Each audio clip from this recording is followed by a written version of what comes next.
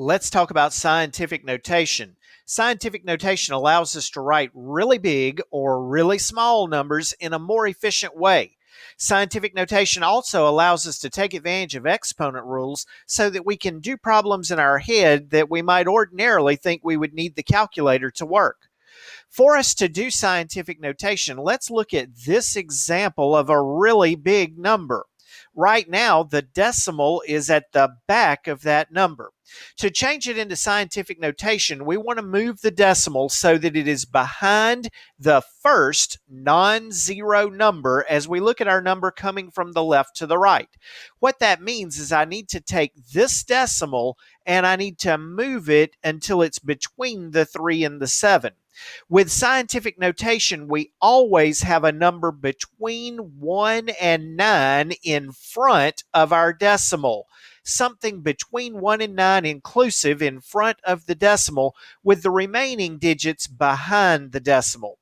Now, if I owed you this amount of money and I tried to pay you back that amount of money, you wouldn't be happy with the deal. So right now we know that this number is not equal to the number that I now have written. We want to multiply this by 10 raised to some power in order to make the two numbers equivalent to each other.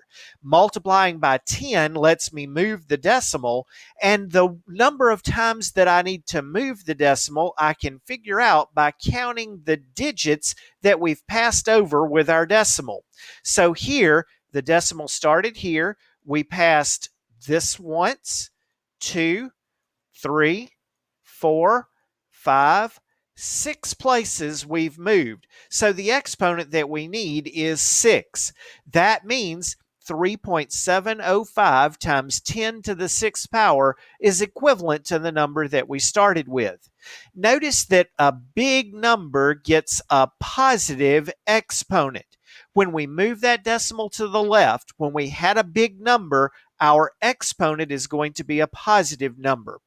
Let's look at a small number, something like the one that is here. Again, I want to take my decimal from where it is and move it behind the first non-zero number. So it needs to fall between the 3 and the 7. Remember, we need something that is between 1 and 9 inclusive in front of the decimal, and we're moving the decimal past each of these numbers.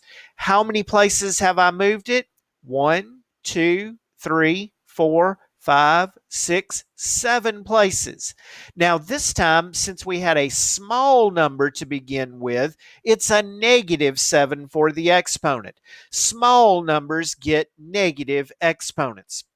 Now, we want to be able to go both ways, converting from a number into scientific notation like we've just done, or converting from scientific notation into an expanded number.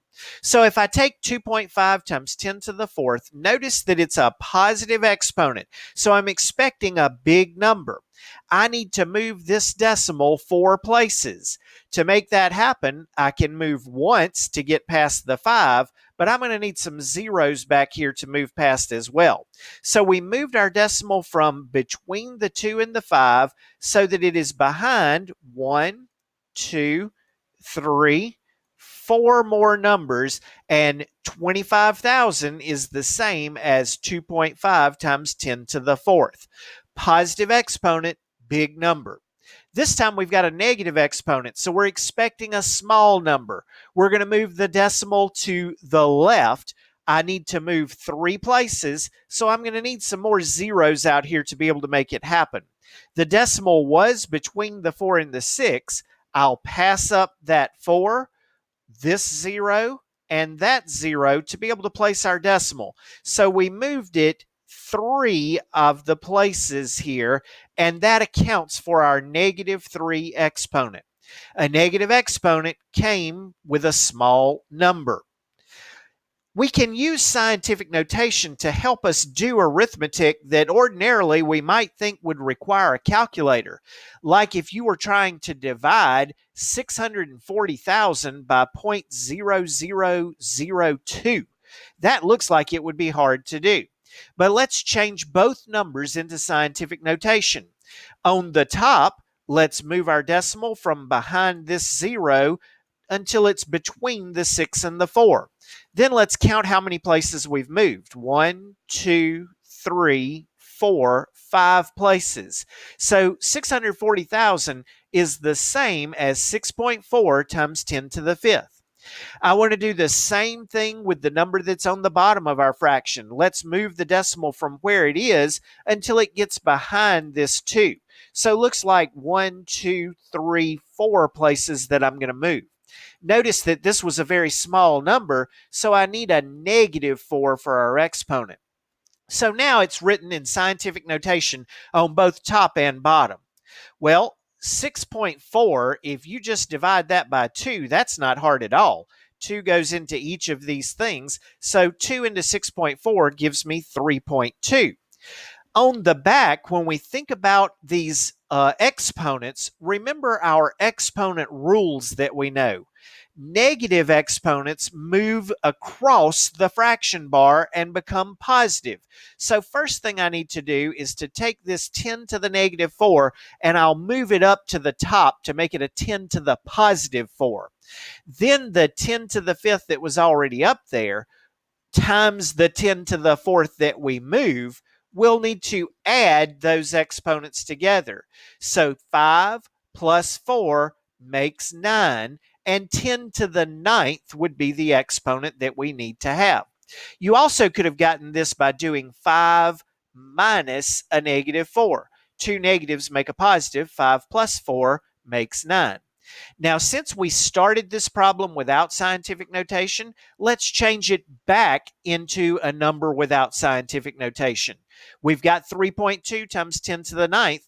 Need to move that decimal 9 places, and we're expecting a big number since it was a positive exponent.